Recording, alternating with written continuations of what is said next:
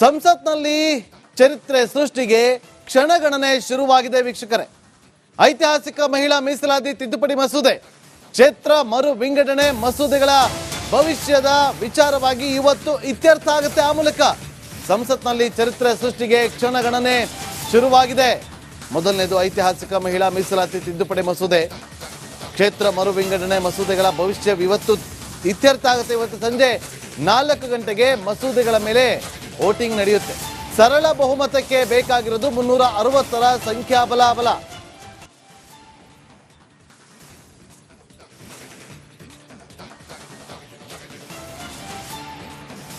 ತೀವ್ರ ಕುತೂಹಲ ಮೂಡಿಸಿದ ಇಂದಿನ ಚಾರಿತ್ರಿಕ ವೋಟಿಂಗ್. ಸಂಸತ್ನಲ್ಲಿ ಚರಿತ್ರೆ ಸೃಷ್ಟಿಗೆ ಶುರುವಾಗಿದೆ ಕ್ಷಣಗಣನೆ. ಇವತ್ತು ಸಂಜೆ 4 ಗಂಟೆಗೆ ವೋಟಿಂಗ್ ಆಗುತ್ತೆ. ಈ ಸಂದರ್ಭದಲ್ಲಿ ವೋಟಿಂಗ್ ನಡೆದ ನಂತರ ಒಂದು ರೀತಿಯಲ್ಲಿ ಚರಿತ್ರೆ ಸೃಷ್ಟಿ ಆಗೋದ್ರಲ್ಲಿ ಎರಡು ಅನುಮಾನವಿಲ್ಲ. ಇಡೀ ದೇಶವೇ ಕಾಯ್ತಾ ಇರೋದು ಕ್ಷೇತ್ರ ಮರು ವಿಂಗಡಣೆ ವಿಚಾರದಲ್ಲಿ ಇವತ್ತು ಚರಿತ್ರೆ ಸೃಷ್ಟಿ ಆಗುತ್ತಾ ಅನ್ನೋದು ಬಹಳ ಕುತೂಹಲಕ್ಕೆ ಕಾರಣವಾಗಿದೆ.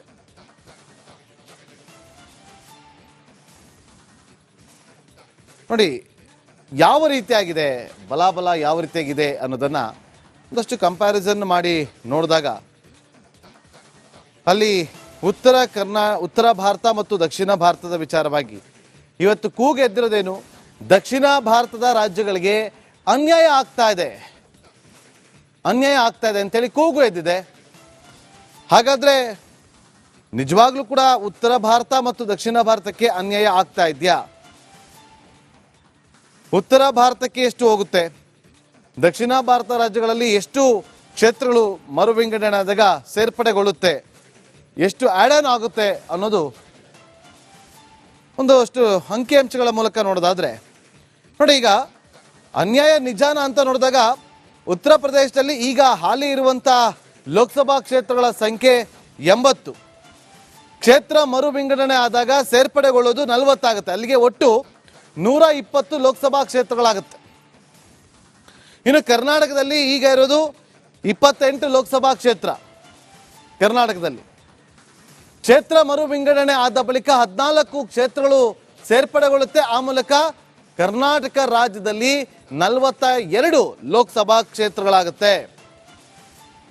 ಇನ್ನು ಮಹಾರಾಷ್ಟ್ರ ಮತ್ತು ತಮಿಳುನಾಡಿನ ವಿಚಾರವನ್ನ ನೋಡೋದಾದ್ರೆ ಮಹಾರಾಷ್ಟ್ರದಲ್ಲಿ ಹಾಲಿ 48 ಲೋಕಸಭಾ ಕ್ಷೇತ್ರಗಳಿದೆ. ಕ್ಷೇತ್ರ ಮರು ವಿಂಗಡಣೆ ಆದಾಗ 24 ಕ್ಷೇತ್ರಗಳು ಸೇರ್ಪಡೆ ಆಗುತ್ತೆ, ಆಗ ಹೆಚ್ಚಾಗುತ್ತೆ, 72 ಆಗುತ್ತೆ ಅಲ್ಲಿಗೆ ಓವರಾಲ್ ಮಹಾರಾಷ್ಟ್ರದಲ್ಲಿ ಲೋಕಸಭಾ ಕ್ಷೇತ್ರಗಳ ಸಂಖ್ಯೆ. ತಮಿಳುನಾಡಲ್ಲಿ ಎಷ್ಟಿದೆ? 39 ಇದೆ ಕ್ಷೇತ್ರಗಳು, ಲೋಕಸಭಾ ಕ್ಷೇತ್ರಗಳು. 20 ಹೆಚ್ಚಳ ಆಗುತ್ತೆ, ಆಗ ಅಲ್ಲಿಗೆ 59 ಲೋಕಸಭಾ ಕ್ಷೇತ್ರಗಳಾಗುತ್ತೆ. ಇನ್ನು ಮಧ್ಯಪ್ರದೇಶ ಮತ್ತು ಆಂಧ್ರ ಪ್ರದೇಶದ ನೋಡೋದಾದ್ರೆ ಮಧ್ಯಪ್ರದೇಶದಲ್ಲಿ 29 ಲೋಕಸಭಾ ಕ್ಷೇತ್ರಗಳಿದೆ, 15 ಕ್ಷೇತ್ರಗಳು ಹೆಚ್ಚಾಗುತ್ತೆ ಆ ಸಾಧ್ಯತೆ ಇದೆ ಅಂತ ಹೇಳಲಾಗ್ತಾ ಇದೆ. ಅಲ್ಲಿಗೆ ಒಟ್ಟು 44 ಮಧ್ಯಪ್ರದೇಶದಲ್ಲಿ ಲೋಕಸಭಾ ಕ್ಷೇತ್ರಗಳಾಗುತ್ತೆ. ಆಂಧ್ರ ಪ್ರದೇಶದಲ್ಲಿ 25 ಕ್ಷೇತ್ರಗಳಿದೆ ಹಾಲಿ ಲೋಕಸಭಾ ಕ್ಷೇತ್ರಗಳು. ಕ್ಷೇತ್ರ ಮರು ವಿಂಗಡಣೆ ಆದಾಗ 12 ಕ್ಷೇತ್ರಗಳು ಸೇರ್ಪಡೆಗೊಳ್ಳುತ್ತೆ, ಆಗ ಒಟ್ಟು 37 ಲೋಕಸಭಾ ಕ್ಷೇತ್ರಗಳಾಗುತ್ತೆ. ಬಿಹಾರ ಮತ್ತು ಕೇರಳದನ್ನ ನೋಡೋದಾದ್ರೆ 40 ಲೋಕಸಭಾ ಕ್ಷೇತ್ರಗಳಿದೆ, 20 ಲೋಕಸಭಾ ಕ್ಷೇತ್ರಗಳು ಸೇರ್ಪಡೆ ಆಗೋ ಸಾಧ್ಯತೆ ಇದೆ. ಅಲ್ಲಿಗೆ ಒಟ್ಟು 60 ಲೋಕಸಭಾ ಕ್ಷೇತ್ರಗಳಾಗುತ್ತೆ. ಕೇರಳ 20 ಕ್ಷೇತ್ರಗಳಿದೆ, 10 ಸೇರ್ಪಡೆ ಆಗುತ್ತೆ, ಒಟ್ಟಾರೆಯಾಗಿ 30 ಲೋಕಸಭಾ ಕ್ಷೇತ್ರಗಳಾಗುತ್ತೆ ಕೇರಳದಲ್ಲಿ. ಇದು ಇವತ್ತು ಸಂಜೆ ಇತ್ಯರ್ಥ ಆಗುತ್ತೆ ವೀಕ್ಷಕರೇ. ಇವತ್ತು ಸಂಜೆ 4 ಗಂಟೆಗೆ ಮಸೂದೆಗಳ ಮೇಲೆ ವೋಟಿಂಗ್ ನಡೆಯುತ್ತೆ. ಆಗ ಸರಳ ಬಹುಮತಕ್ಕೆ ಬೇಕಿರೋದು 360 ಸಂಖ್ಯಾಬಲ. ಹಾಲಿ NDA ಸರ್ಕಾರದ ಸಂಖ್ಯಾಬಲ 293.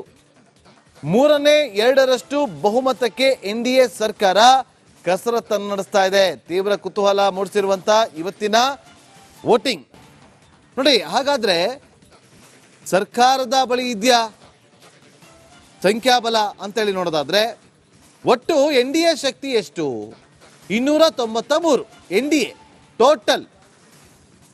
ರಾಜ್ಯಸಭೆ ಮೆಂಬರ್ಗಳ ಸಂಖ್ಯೆ ಎಷ್ಟು? 141. ಇದು NDA ಶಕ್ತಿ. ಇಂಡಿ ಕೂಟದ ಬಲ ಎಷ್ಟು? ಲೋಕಸಭೆಯಲ್ಲಿ 230ರಿಂದ 240 ಇದೆ. ರಾಜ್ಯಸಭೆ ಮೆಂಬರ್ಗಳ ಸಂಖ್ಯೆ 58ರಿಂದ 62 ಇದೆ. ಇದು ಇಂಡಿ ಕೂಟದ ಬಲ. ನೋಡಿ, ಇಂಡಿ ಕೂಟದ ಬಲದ ನಂಬರ್ ಅನ್ನು ನೋಡ್ತಾ ಇದ್ದೀರಿ. 230ರಿಂದ 240 ಲೋಕಸಭೆಯಲ್ಲಿ ಇದ್ರೆ, ರಾಜ್ಯಸಭೆಯಲ್ಲಿ 58ರಿಂದ 62 ಇದೆ. 2/3 ಬಹುಮತ ಬೇಕು ಅಂತಂದಾಗ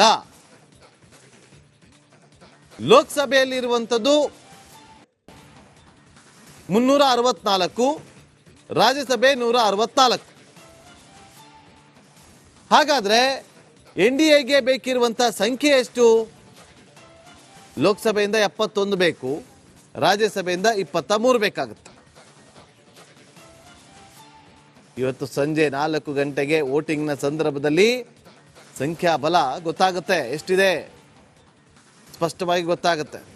ಹಾಗಾದ್ರೆ ಇವತ್ತು ಚರಿತ್ರೆ ಸೃಷ್ಟಿಯಾಗಿ ಕ್ಷೇತ್ರ ಮರು ವಿಂಗಡಣೆ ಆದ ನಂತರ ಏನೆಲ್ಲ ಚೇಂಜಸ್ ಆಗುತ್ತೆ, ಆ ಅಂಕಿಅಂಶಗಳು ನಿಮ್ಮ ಮುಂದೆ.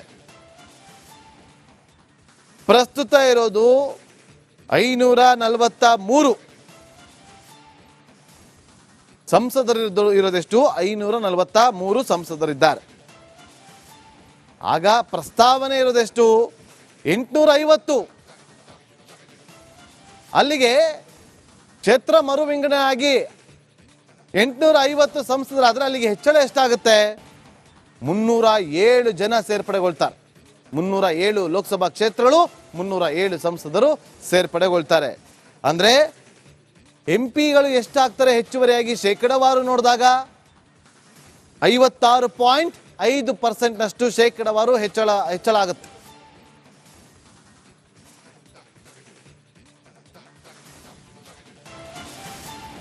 ನಿನ್ನೆ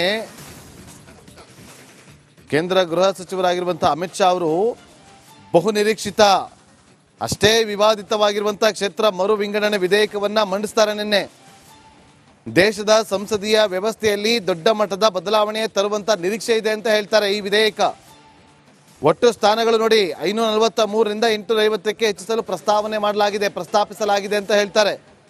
ಆದರೆ ದಕ್ಷಿಣ ರಾಜ್ಯಗಳ ವಿರೋಧ ಇದೆ ಈ ವಿಚಾರದಲ್ಲಿ. ಈ ವಿಧೇಯಕ ಮಂಡನೆ ಆಗ್ತಾ ಇದ್ದಂತೆ ತಮಿಳುನಾಡು, ಕರ್ನಾಟಕ, ತೆಲಂಗಾಣ, ಕೇರಳ ಸೇರಿದಂತೆ ದಕ್ಷಿಣ ಭಾರತ ರಾಜ್ಯಗಳಲ್ಲಿ ವ್ಯಾಪಕ ಪ್ರತಿಭಟನೆಗಳು ಕೂಡ ಆರಂಭ ಆಗಿತ್ತು.